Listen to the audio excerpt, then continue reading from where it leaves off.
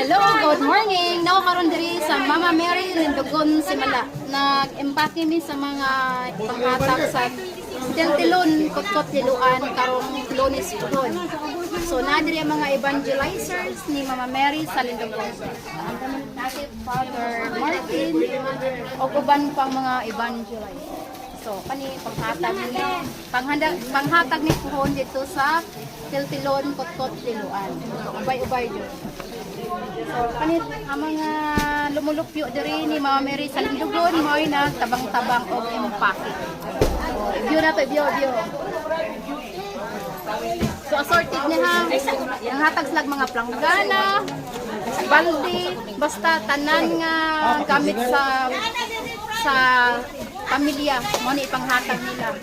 So, sa kapamilya, makadawat sila og planggana, gamit sa balay. Di na ko sa sound appeal na ang mga sininaan. Sige, bye!